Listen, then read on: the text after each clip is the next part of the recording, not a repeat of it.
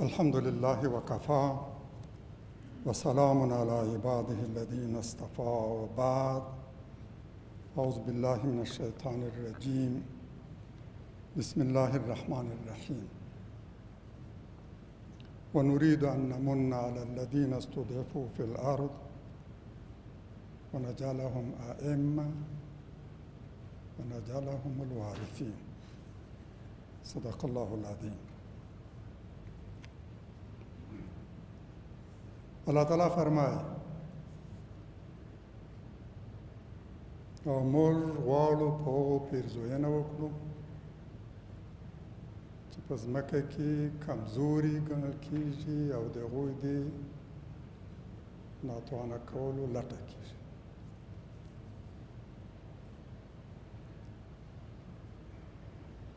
او غواړو چې له دوی نه ائمه پیشوایان او مشران جوړ کړو او وارثین ترې جوړ کړو، یعنی هغه چې کمزوري ګڼل کېږي او نظامونه د هغوی د کمزوري کولو هڅه کوي. د دوی په ارتباط د الله تعالی سنت دا دی، نه بدلیدونکی سنت، چې په دوی به الله تعالی خپله پیرزوینه کوي، د دې استضعاف به یې باسي. نه یوازې دا بلکې دوی ته به د ولسونو قیادت او زعامت سپاري او له دوی به د ځمکې د ټولو شتمنیو وارثین جوړوي.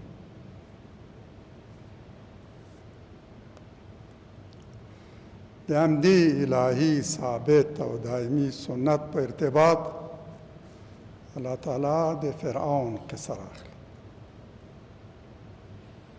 د خطبې کې به موږ د موسی علیه السلام د زمانې فرعون په ارتباط هم د قرآن لارښوونې ګورو او د یوسف علیه السلام د دوران فرعون هم.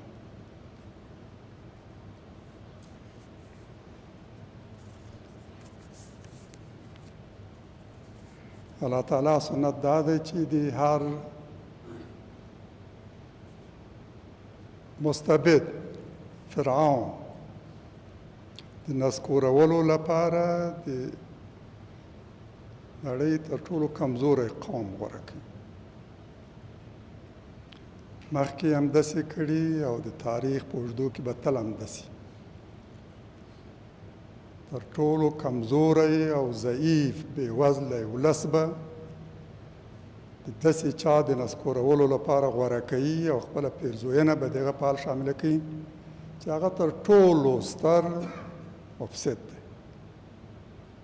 تر ټولو لوی ځواکمن ظالم.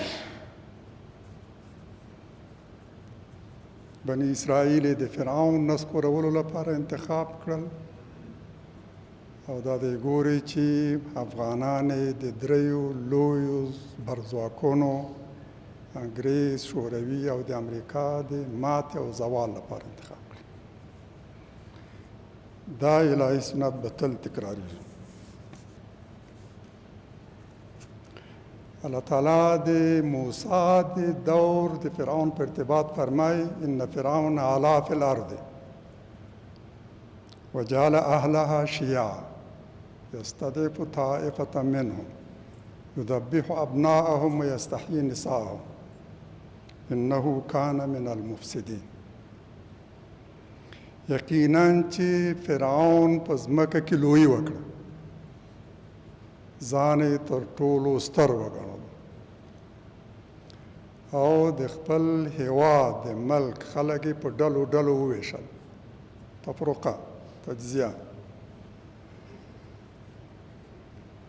چې له دې یوه ډله کمزورې کوله، د هغوی د کمزوري کولو هڅه یې کوله، زامن یې ورته وژل او لوڼې یې ژوندۍ پرېښودې.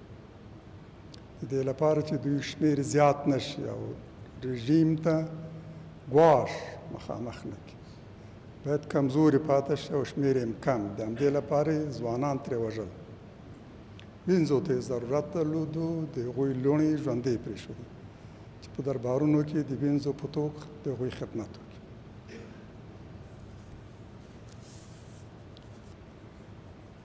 د دې نظام واکمن فرعون دی،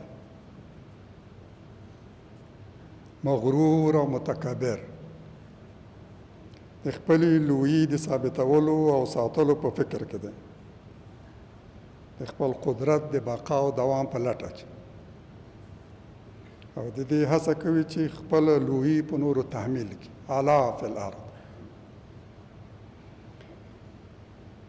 طبقاتي نظام یې حاکم کړی، خلک یې په ډلو ډلو ویشلي، د ده قوم او دغه قوم بهر بني اسرائیل، حاکم او محکوم، شتمن او بېوزلي و نادار، ولس یې په ډلو ډلو ویشلی ده. فرعون او هر استبدادي نظام د طبقاتي نظام حامی او ساتونکی، ولسونه په حاکم و محکوم ویشل، په ظالم و مظلوم ویشل. دا د ټولو طاغوتي نظامونو طبیعت دی.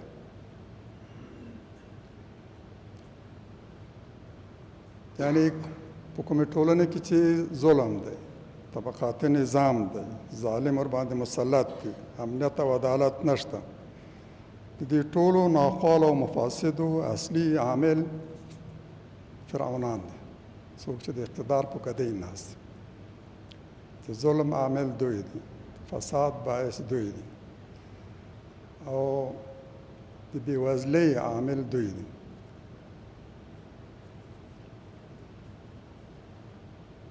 قرآن پیغمبران علیهم السلام او د دوی تګلاره د موسی علیه السلام په سیره کې داسې انځوروي چې هم د ظالم فرعون مقابله کوي، او هم د حامان او هم د قارون. درې څېرې، درې سمبولونه یو طبقاتي او فرعوني نظام، فرعون، حامان او قارون، د اقتدار خاوند، د نظام فکری او مذهبي حامی، او د شتمنیو خاوند، فرعون، حامان او قارون. د دوی دریو سره مقابلې ته موسی علیه السلام لېږل شوی. یعنی چې د هر پیغمبر لویه دنده دا وه چې د دغو دریو طبقو سلطه پای ته ورسوي، د هغوی اقتدار نسکور کړي، مظلومان د هغوی له سلطې او ظلم وژغوري.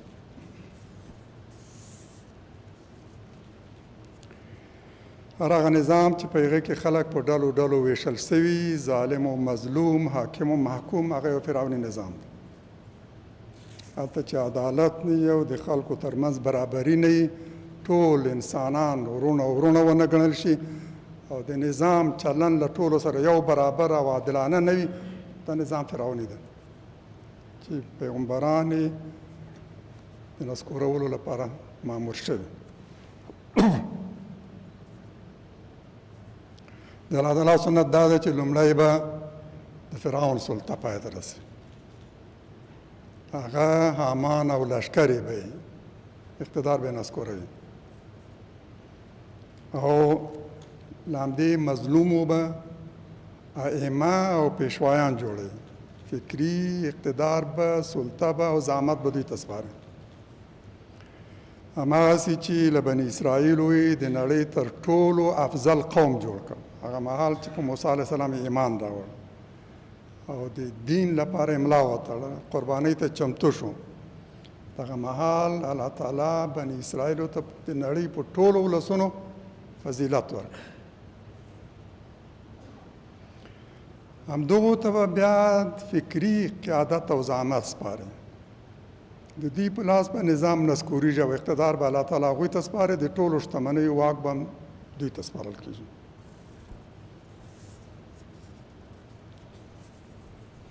فرعون لښکرو ته، حامان او قارون ته به الله تعالی د همدغو مظلومانو په لاس هغه څه ښیي چې دوی ترې وېرېدل.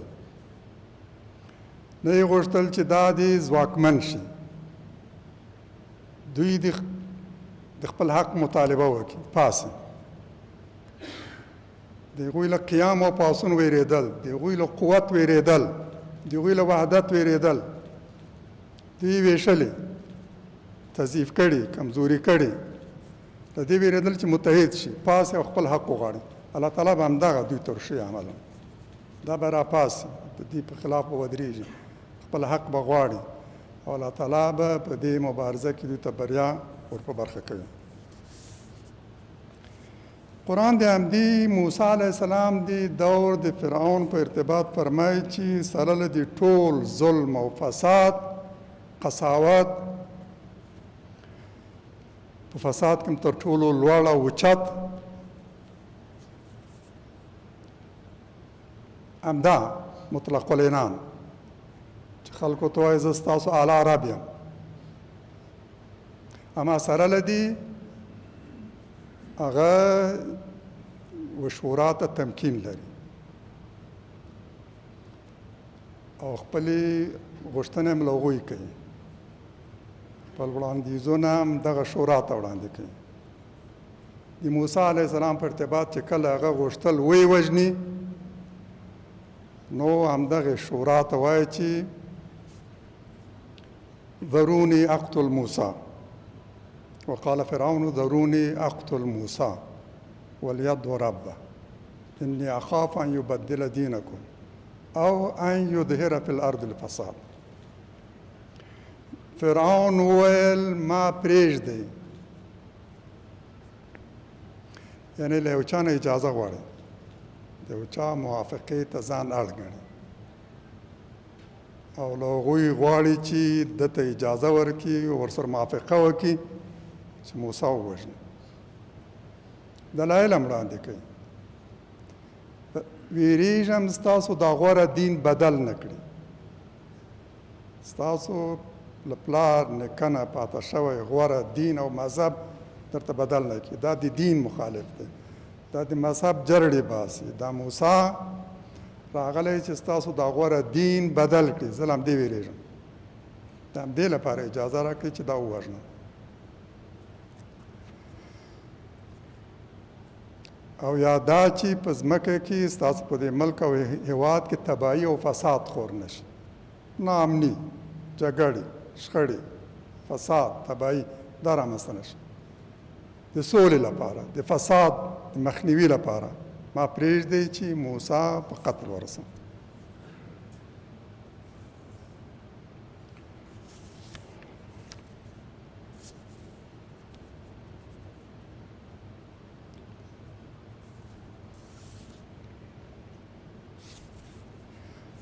قرآن موږ ته دا هم لارښوونه کوي په دې مبارکو آیتونو کې چې کله کله به ستا مخالف ځواکمن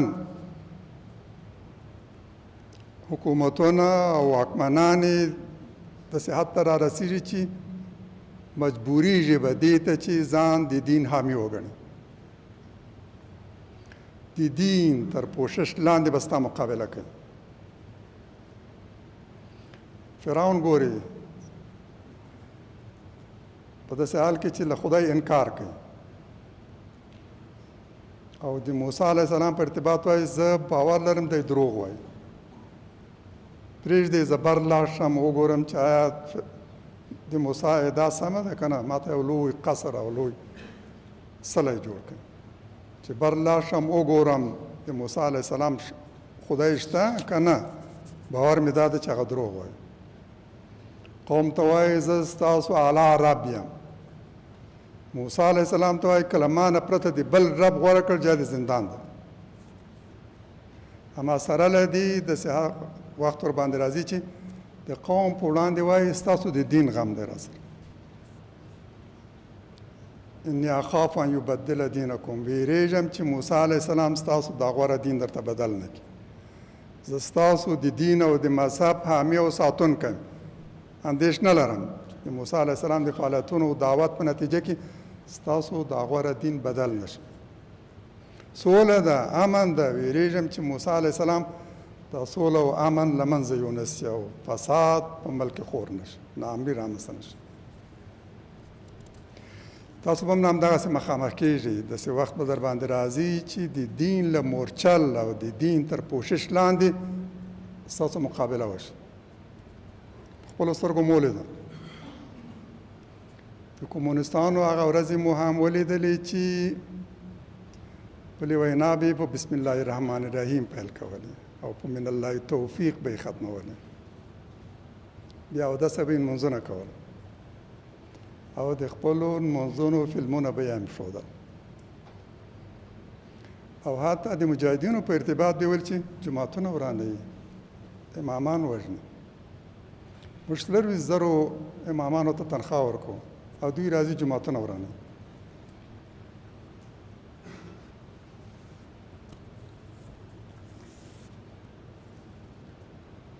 امریکایانو د اشغال په دوران کې تاسو ولیدل همدا کار یې کولو. جماعتونو کې به دوی چاودنې کولې د دې لپاره چې مجاهدین ورباندې بدنام کړي او تورن کړي. چې دا هسې د دین او د اسلام خبره کوي، دا دی جماعتونه ورانوي. د دین ساتنه موږ کوو. کله چې په افغانستان تیری وکړ نو بوش د پارلمان غونډه د قرآن په آیاتونو پیل کړه. یو قاري راغوښتی و چې هغه د قرآن څو آیاتونه ولولي. د دې لپاره چې وښیي دوی د دین په ارتباط هېڅ ستونزه نه لري، مشکل نه لري. په داسې حال کې چې پرېکړې کړې وه دا صلیبي جنګ دی، دا بل صلیبي جنګ دی. خپل جنګ ته یې د بل صلیبي جنګ نوم ورکړی و. هماغه ستر صلیبي جنګ چې په ترڅ کې اسلامي خلافت له منځه لاړ.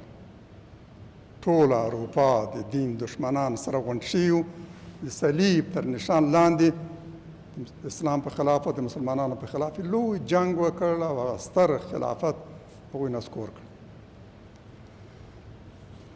اما دوی غوښتل وښیي چې دلته د دوی له پلوه دین ته هېڅ خطر نه دی متوجه.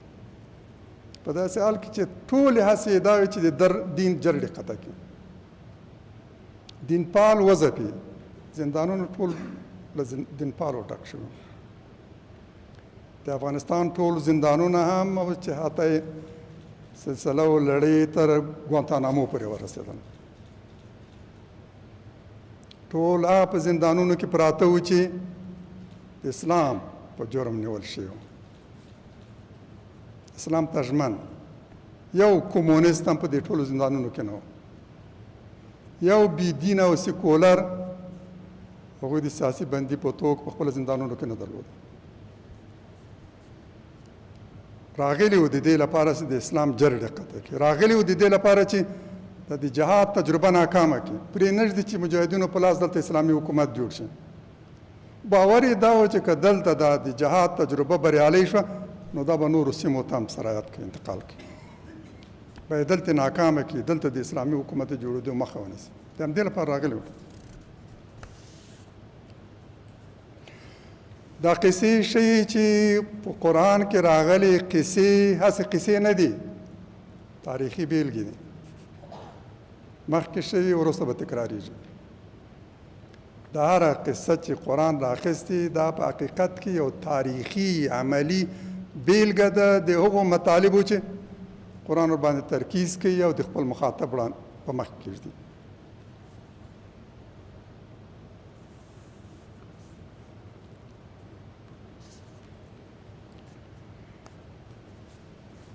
د یوسف علیه السلام د فرعون په ارتباط هم دا فرعون تر دې وروستني مخکې تیر شوی، د موسی علیه السلام تر فرعون مخکې تیر شوی. د یوسف علیه السلام د دوران فرعون.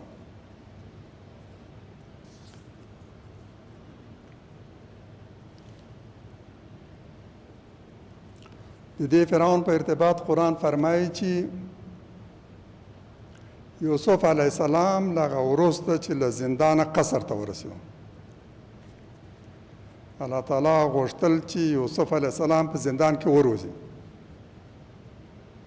نږدې و 8 کاله وروسته خلاص شي، خو الله تعالی غوښتل چې څو کاله نور هم پاتې شي، 10 کاله په زندان کې پاتې شي. د دې نظام د پیژندلو لپاره د ده پاتې کېدا په زندان کې ضروري وه. لومړۍ ورځ هم چې دی زندان ته تللی، 2 کسان د هغه خواته یو ځای له ده سره زندان ته تللی. قرآن قصه راغلی. ډېر په همغه ورځ تللي دوی په خاصه توګه راخیست یوې هم د دربار ساقي او بل د دربار نانوای د ډوډۍ پخونکی معمولي اشتباه سره دواړه نیول شوي او د یوه د اعدام او په دار زړولو پرېکړه وشوه د نانوای په ډوډۍ کې لږ مالګه زیاته شوه د همدې لپاره هغه اعدام شو او په دار ځوړند شو او دا بل تبرئه شو ساقي د دربارو تورن شوی و تبرئه شو او آزاد شو الله تعالی غوښتل یوسف علیه السلام ته درس ورکړي د نظام ماهیت باندې پوه شي زندان کې څه تېرېږي د واکمنو کورنیو کې څه تېرېږي الله تعالی دا مو غوښتل چې د واکمنو په کورنۍ کې هغه پاتې شي هلته چې کوم فساد و دی په خپلو سترګو وګوري د دغو واکمنو کورنیو کې چې د اخلاقي پلوه څه فساد و دا باید یوسف علیه السلام په خپلو سترګو وګوري د نظام په ماهیت پوه شي د همدې لپاره الله تعالی لومړی د یو واکمن په کور کې څه موده پاته کړ چې ډېر څه له دې نه زده یې کړ دی د پاکلمنۍ په جرم زندان ته لاړ او بیا یې په زندان کې ټول کسان چې هلته زنداني وو له نږدې ولیدل څه تېرېږي د دې نظام محاکم څنګه دي قاضیان یې څنګه دي په زندان کې څه تېرېږي الله تعالی همدا غوښتل دغه د روزنې لپاره یې دا بندوبست کړی و کله چې له زندان قصر ته ورسېدو وروزلی شو د یو ستر ملک او د یو لوی ولس د زعامت وړتیا یې پیدا کړه لویه مدرسه او وروستی پړاو یې هم پوهنتون یې هم زندان و له همدې ځایه دی فارغ شو بریالی او د دې وړ چې اوس دته د دې لوی هېواد زعامت وسپارل شي هېڅوک یې مانع نه شو الله تعالی ورته خپله لاره واره کړه هغه فرعون ورته بلنه ورکړې چې د مصر واکمن دی قاصد یې لېږلی چې یوسف علیه السلام زر دغه دربار ته حاضر کړي او هغه شرط دی نظم ډډه کوي قاصد بیرته ردوي لاړ څه له خپل بادار دې وپوښته چې د هغو مېرمنو وضعیت څنګه و چې زه هغوی تورن کړی یم او زندان ته راغلی یم هغه پوښتنه کوي حقیقت ورته معلومیږي اوس نو د هغه په شخصیت پوه شوی ده عجله او تلوسه لري چې زر یوسف علیه السلام وګوري د هغه غوښتنه منل شوې د هغه شرط منل شوی اوس یوسف علیه السلام له زندانه د وتلو تلوسه نه لري تلوار نه لري عجله نه کوي پوهېږي چې دا زندان ورته ضروري و ډېر څه یې په دې زندان کې زده کړي چې کله د هغه دربار ته ځي او له هغه سره خبرې کوي د هغه په شخصیت پوهېږي د هغه په لوړ فکر پوهېږي نو هغه ورته وایي چې له دې وروسته سته د دې مصر مکین او امین یعنې له فرعون وروسته تر ټولو لوی ځواکمن او د ټولو خزانو شتمنیو هم امین دوم کس د مصر دوم کس تر پرونه پورې زندان کې بې ګناه د پاکلمنۍ په جرم نیول شوی زندان ته تللی اما نن پاچا هغه ته وړاندیز کوي چې له ما وروسته بس دا ټول اقتدار ستا دی هغه وایي چې نه ما ته دا خزانې وسپاره چې لویه قحطي را روانه ده او پوهېږم چې د دې څه چاره وشي د همدې لپاره یوسف علیه السلام د هغه لوی ستر مقام له قبلولو نه ډډه کوي او وایي چې فقط دا کار ماته وسپاره ورته سپارل کېږي او قرآن وایي چې بس چې چیرې هم غوښتل هملته اوسېدلی شو یعنې دا مصر نور ټول د یو تر سلطې لاندې و او مصر ولس یې له یو لوی خطر قحطي د یوسف علیه السلام د تدبیر په نتیجه کې ژغورل شوی.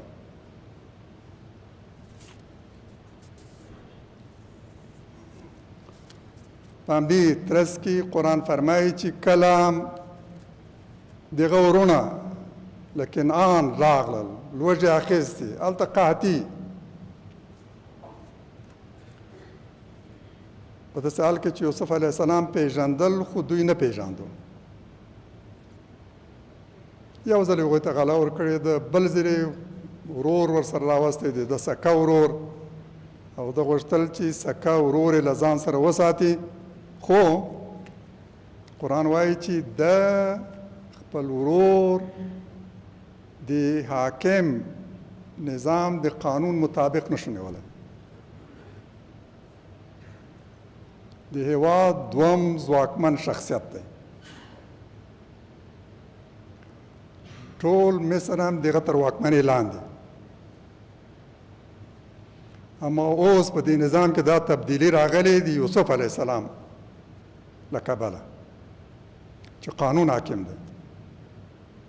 یوسف علیه السلام نشي کولی یو څوک ونیسي، خپل ورور ونیسي، زنداني یې کړي. باید یو قانوني مجوز ورته پیدا کړي. قرآن همداسې فرمایي کذلک کدنا لیوسف ما کان لیأخذ اخاه فی دین الملک الا ان یشاء الله. یوسف علیه السلام ته مو خاص تدبیر وښودو، شرایط ورته برابر کړه چې وتوانېدلی شي د خپل ورور له دې قافلې راستونکي او له ده سره پاتې شي. بیا یې توضیح کوي چې د ورور په بار کې پیمانه کېښودله شي. د تلاشي په وخت کې د هغه له باره راوایستل شو. ورونو یې ویل چې بس موږ غله نه یو. ورته ویل شو چې که دروغجن وي نو بیا به مو سزا څه وي. خپله یې ویل، اعتراف یې وکړ چې په خپله خوله چې د چا په بار کې دا را پیدا شو همغه یې بدله ده. په همدې به مجازات کېږي چې هغه ونیولی شي، بندي شي. همداسې وشول. او قرآن دې ته اشاره کوي چې وکذلک کدنا لیوسف، همدا تدبیر موږ یوسف ته وښودو. ځکه هغه نشو کولی چې خپل ورور د مصر د قانون له مخې ونیسي. او په دې سره موږ ته دا لارښوونه کېږي چې یو نظام حتی که په سر کې فرعون هم وي، که له ستونزو ژغورل کېږي نو وجه به یې دا وي چې هلته قانون حاکم. یو ټولنه له قانون پرته دوام نشي کولی، له شورا پرته دوام نشي کولی. د هر هیواد او نظام د بقا او دوام لپاره تر ټولو مخکې قانون ته ضرورت دی. د قانون د تشې په نتیجه کې نظام نسکورېږي، هیوادونه تباه کېږي. د همدې لپاره قرآن د مؤمنانو په ارتباط فرمایي چې والذین استجابوا لربهم واقاموا الصلاة وامرهم شورى بینهم. هغه چې د خپل رب حکم ته یې لبیک ویلی، تسلیم شوي، منقاد شوي، د خدای قانون یې منلی، دین ته هغوی انقیاد کړی، لمونځ یې قایم کړی او کار یې په خپلو کې مشوره وي او له هغه څه انفاق کوي چې موږ ور روزي کړی، او هغه چې کله تیری پرې وشي انتقام او غچ اخلي، او د بدو سزا بدو ته ورته وي، د بدو په څېر او هغه ته ورته وي. یعنې چې په اسلامي ټولنه کې د الله تعالی دین حاکم دی.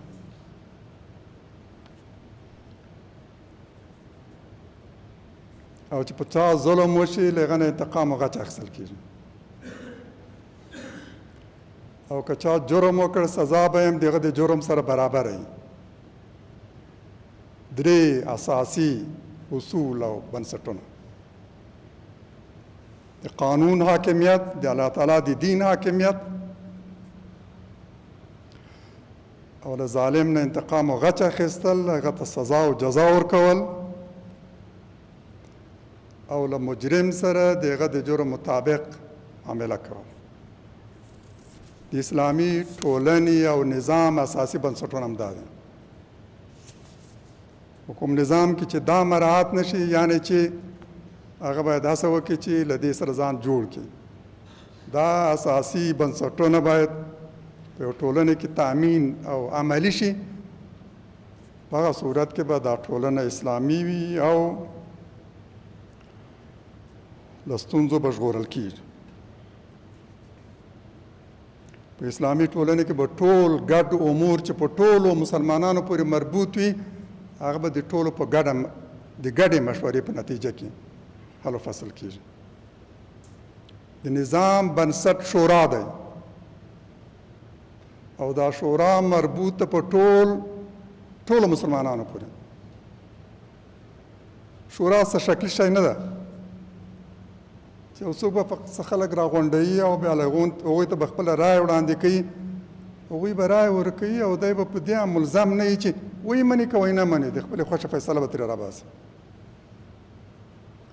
قرآن وایي چې د هغوی کار په مشوره وي، د دوی کار اصلا مشوره ده، د دوی نظام او درېدلی په مشورې ده. په دې مشورې کې به ټول شریک وي، یا مخامخ ټول که تعداد یې کم وي، یو جنگ جبهې ته تللي 1000-2000 کسان دي، راغونډېږي به په ګډه به تصمیم نیسي.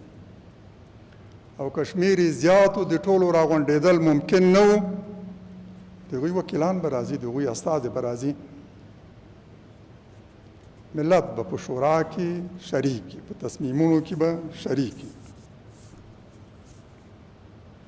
ورونو خویندو، زموږ هیواد نن له یوې خوا یوې معتبرې او درنې شورا ته ضرورت لري، د ملت د رایې ممثل شورا چې ټول ولس د هغه تر شا ولاړ وي او د دې شورا پرېکړې اصلا د ملت پرېکړې، د ډلې نه، د حاکم ګوند نه، د حکومت نه، بلکې د ټول ملت پرېکړې.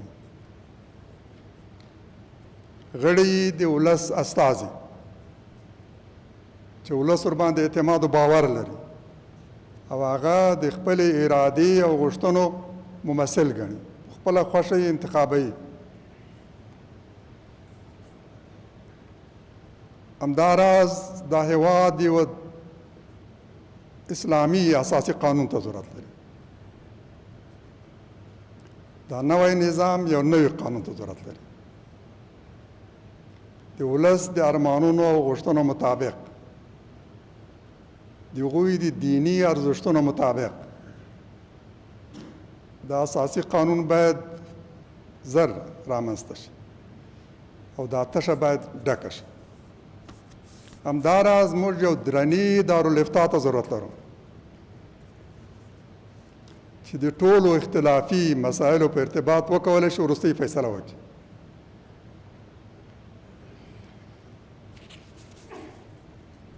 دا باید معتبره دارالافتا وي، ټول ملت ته د منلو وړ دارالافتا.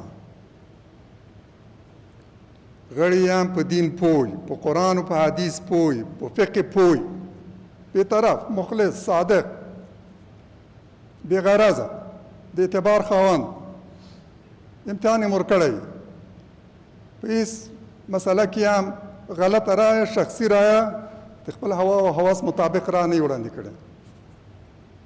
موږ دغسې یو دارالافتا ته ضرورت لرو.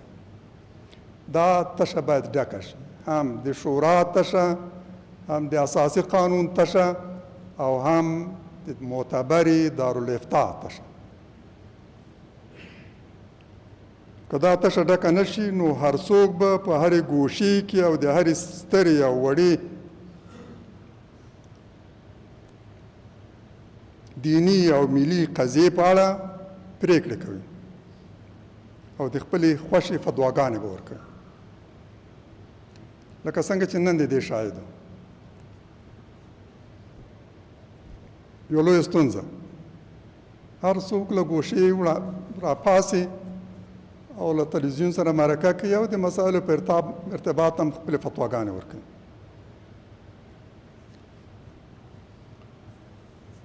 او اکثرا هم د هغوی فتواګانې ډېرې غلطې او له اسلام نه ډېرې لرې. نه په قرآن کې ورته شاید مومو، نه په حدیث کې ورته شاید مومو سند، او نه هم د احنافو په فقه کې. د دې مخنیوی پکار دی او عاجل باید د دې مخنیوی وشي. که نه نو همدا به په ملت کې دومره ژور اختلافات را پیدا کړي چې دا مخکني اختلافات به ورته ایسي. د دې اختلافاتو ټغر باید ټول شي. د دغو اختلافاتو د تشدید مخه باید ونیول شي او لارې فقط همدا ده. ورونو خویندو، له وضعیت داسې معلومیږي چې کابل او اسلام آباد سره لرې کېږي. انتظار دا و چې اوس به کابل او اسلام آباد ډېر سره نږدې شي، کوشیر به سره. اما د دې عکس ګورو سره ورو ورو لرې کېږي او په مقابل کې د ډیلی او کابل روابط سره نږدې کېږي.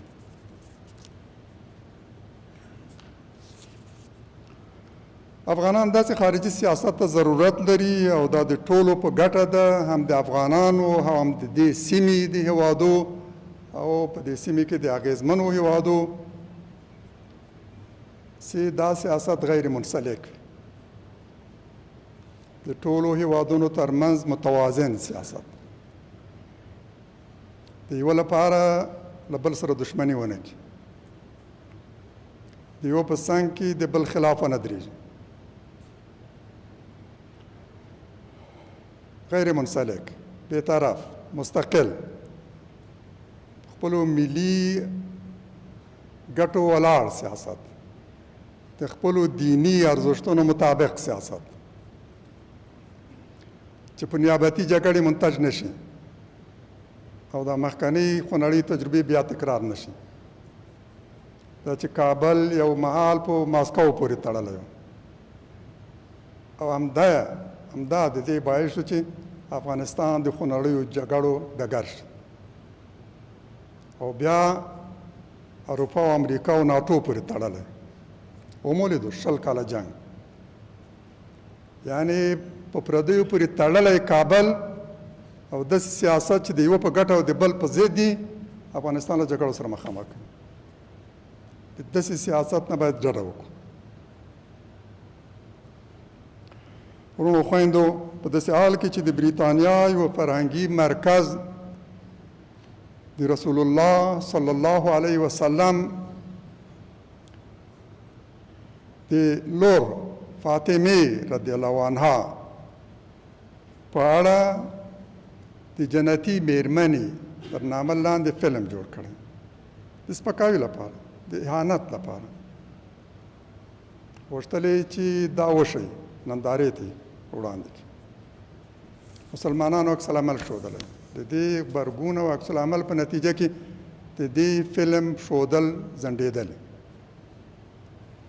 همدا مهال ګورو چې په ډیلي کې د حاکم ګوند دوه لوړپوړي مشران پیغمبر علیه السلام ته اهانت کوي.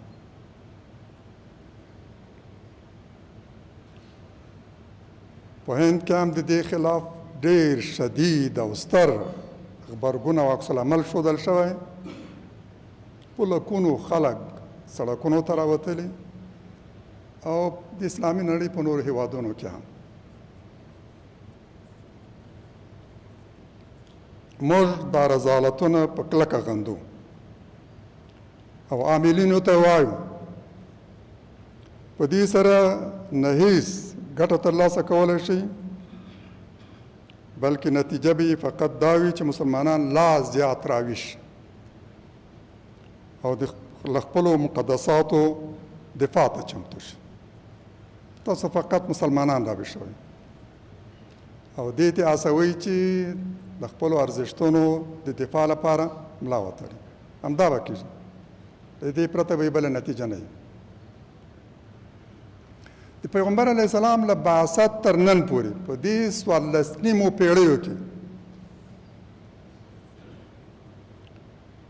یوازینی شخصیت چې تر ټولو زیات محبوب دی هغه محمد علیه السلام،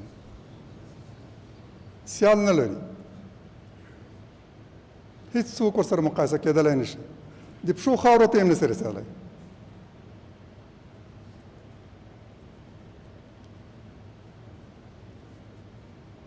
د ده نوم تر ټولو زیات نوم دی چې خلکو په ځان شي، په ځان شي، په خپل اولاد یې شي، یا یې په خپل نوم کې حتما راوستی، خپل نوم یا د خپل اولاد په نوم محمد و احمد و محمود و مصطفی و مجتبی و رسول و په دې ټولو کې محمد علیه السلام مراد دی. څومره دي په دې افغانستان کې؟ څومره دي په دې جماعت کې؟ به څومره کسانو په نامه کې همدا دی.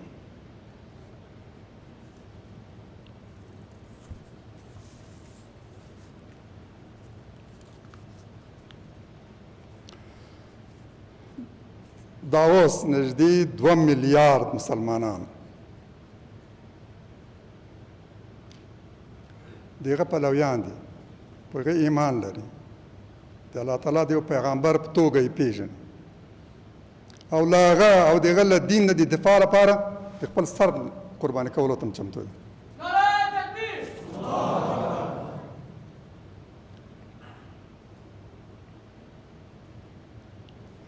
بلې خواته د چا په خلاف چې تر ټولو زیات تبلیغات شوي هغه محمد علیه السلام، د هیڅ چا په ضد دومره تبلیغات نه دي شوي لکه د پیغمبر علیه السلام. او دا ځکه چې د شخصیتونو پېژندا هم له دې کېدی شي چې دوستان یې څومره دي او دښمنان یې څومره دي. د چا چې دوستان ډېر وي او دښمنان یې ډېر، یعنې چې هغه لوړې څوکې ته رسېدلی. هغه څوک چې دوستان لري او دشمنان لري هغه هم په څه نه ارزي، او هغه چې دشمنان لري او دوستان لري هغه هم به دوستان لري هم دشمنان. نیکان به ستا ملګري حامی او ستایونکي وي، او بد ستا دشمنان، ستا مخالفین، ستا په ضد به تبلیغات کوي. له همدې نه تاسو د ښه و بد تفکیک کولی شئ. برادران و خواهران عزیز، به کسانی که متحد به اسلامند، خواهان خاتمی جنگ و بحران در کشور،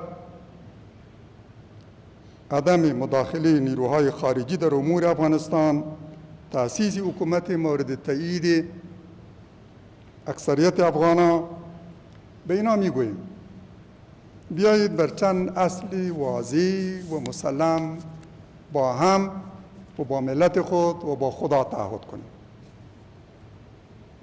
اول، کشورهایی که در 5 دهه اخیر در جنگ تحمیلی و نیابتی کشور ما نقش مؤثر و حضور فعال داشتند و بر آغاز و ادامه جنگ در افغانستان سرمایه گذاری کردند تا زمانی برقراری روابط دوستانه با اینها را کنار بگذاریم و هرگز از این حمایت نکنیم که از دشمنی دست بکشند، تجاوزشان را بر افغانستان محکوم کنند، غرامت جنگ 14 را بپردازند و تعهد کنند که این اشتباه را بار دیگری در افغانستان تکرار نخواهند کرد. هر دوستی و رابطه دوستانه با این کشورها باید مشروط به شرایط باشد.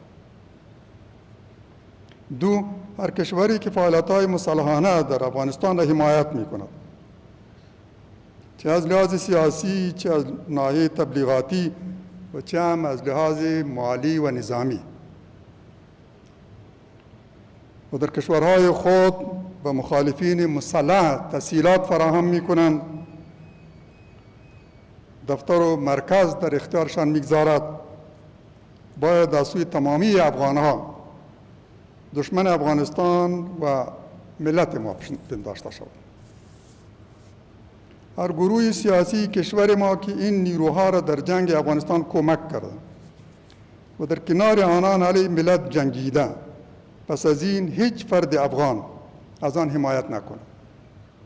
تعهد کنیم که از اینا هرگز حمایت نمی کنیم. اشتباه بود اگر در گذشته از اینا به دلیل از دلایل حمایت کردیم و در کنارشان قرار گرفتیم و همدردی نشان دادیم. پس از این اشتباه را مرتکب نمیشیم. به تعصبات قومی، نژادی، لسانی و سمتی مجال ندهیم که ما را به همدردی با این گروه ها بکشانند. از قومی ماست مجبور حمایت کنم، هم زبان ماست حمایت میکنم، از سمت منطقه و ولایت ماست ناچار باید از حمایت کنم، برادر ماست، از قبیله ماست، از خویشاوندای ماست، چاره غیر از این نداریم که حمایت کنیم. از این ننگ و از این جرم باید خودداری کنیم. ایمان اجازه را نمیده. تعهد کنیم که اشتباه را پس از این تکرار نمی کنیم. هر شخص و گروهی که مورد ستایش و حمایت کشورهای اشغالگر و همراهان و همکاران آنهاند باید از سوی تمامی افغانهای مؤمن و سربلند به عنوان شخص و گروه مشکوک و غیر ملی پنداشته شود. این کشورها شناخته شدند. اگر یک گروه افغانی و یک شخصیت از سوی یکی از کشورهایی که با افغانها جنگیده و دستایش به خون افغانها سرخ است، از سوی اینا حمایت شود، هر که باشه، تحت هر عنوانی، این باید یک چهره مشکوک بپنداریم. دوستی دشمن، دشمن در لباس و پوشش دوستی از ما نیست، بیگانه است. در گذشته در خدمت بیگانه بوده و همین حمایت کشورها کافی است که بگوییم این دیگر قابل اعتماد نیست، باید برنامه‌اش چلیپا بکشیم. 5. مذاکرات غیر مشروط و صادقانه بین تمامی افغانها بدون وساطت و وساعت اجنبی ها. این را باید برای حل بحران چون آخرین و یگانه گزینه بگیریم. همه راه‌های دیگر را کنار بگذاریم. تمامی راه‌های غیر مشروع رسیدن به قدرت را باید پس از این تحریم کنیم. 6. در جریان مذاکرات به جستجوی چنان طرح برای حل باشیم که منتج به خاتمه دائمی جنگ و تأسیس حکومت مورد تایید و حمایت اکثریت مردم و منبعث از اراده ملت شود و تکرار تجارب خونین گذشته، کودتاها، سازشها، استمداد از اجنبی برای رسیدن به قدرت و غرض حذف حریف و رقیب قومی و سیاسی و بقیه پدیده‌های شومی که در این 4 دهه شاهدش بودیم تمامی را برای همیشه سد کند. 7. محور مذاکرات باید تشکیل مقتدرترین شورای ممثل اراده ملت و نهایی‌ترین مرجع با صلاحیت تصمیم گیری در رابطه با تمامی مسائل مهم ملی باشد، به شمول تصویب و تصویب قانون اساسی، چگونگی نظام و حکومت، خطوط جلی سیاست‌های داخلی و خارجی، معیارهای شناخت دوست و دشمن و نحوی انتقال قدرت از یکی به دیگری. این طرح و راه حل باید همه این اهداف را تضمین کند، رسیدن به این اهداف را تضمین کند. برادران و خواهران عزیز، معتقدیم که چاره و راه دیگر برای حل بحران و منازعات کنونی نداریم. همه را دعوت میکنیم که بیایید این را علی‌الاقل به عنوان یک تجربه بیازماییم. تجارب دیگر را داشتیم، پیامدهایش هم دیدیم. بیاین این را به عنوان یک تجربه جدید بگیریم و عمل کنیم.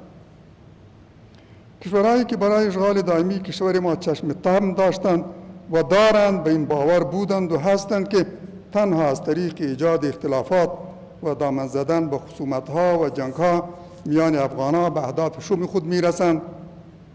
اینها اگر از میان افغان‌ها دوست و دشمن برای خود انتخاب کردند، در انتخابشان به هیچ چیزی دیگر جز منافع گندیشان ارزش ندادند.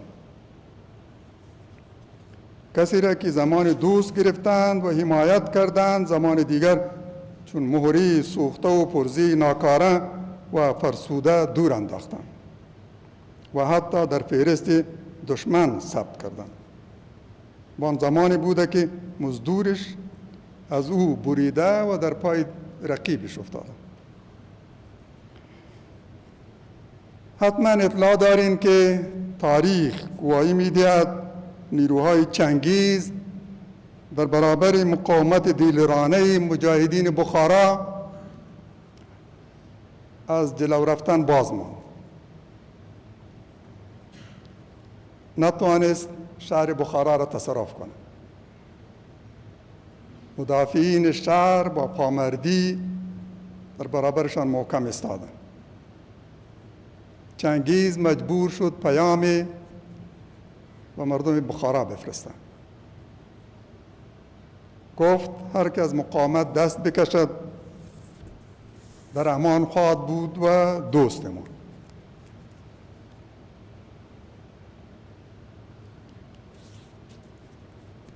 اهل بخارا دو گروه شدند. ایدی بر ادامه مقاومت اصرار ورزیدند و دوام دادند. اما گروه دیگر به دام فریب دشمن افتادند و وعده امان از سوی دشمن باور کردند. نه تنها از مقاومت دست کشیدند بلکه نیروهای اجنبی را در برابر هموطنان مجاهد خود همراهی کردند. چنگیز با آنان نوشت با اشرار و مخالفین پیمان دوستی میان ما و شما بجنگید. هرچه از آنان به دست آوردید از آن شما و حاکمیت شهر هم نیز به شما میسپاریم. پذیرفتند و شکار توطئه شدند. به جنگ علیه هموطنان مجاهد خود رفتند. در نهایت گروه مزدور چنگیز در این جنگ پیروز شد. اما پیروزی موهومی که ذلت و مرگ به دست دشمن را در پی داشت. نیروهای دشمن بدون مقاومت وارد شهر بخارا شدند و چنگیز دستور داد تمامی اینها را خلیصلا کنند. امینایی که با دستور چنگیز علی برادران مجاهد خود جنگیده بودند.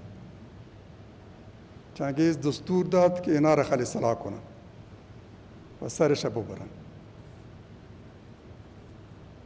و این گفته مشهور چنگیز ثبت تاریخ شد که گفته در مورد امینایی که بر چنگیز جنگیدند اگر اینا وفا می داشتند و شایسته اعتماد می بودند به خاطر ما بیگانه ها به برادران و هموطنان خود خیانت نمی کردند. چنین است عاقبت تمامی خودفروشان در هر مقطع تاریخ و در هر سرزمین جهان. تجربه چنگیز از سوی انگریز نیز تکرار شد و از سوی شوروی و امریکا هم. و پیامدش هم مزدوران شوروی دیدند و هم نوکران ناتو. سبحانك اللهم و بحمدك نشهد ان لا اله الا انت نستغفرك و نتوب الیک.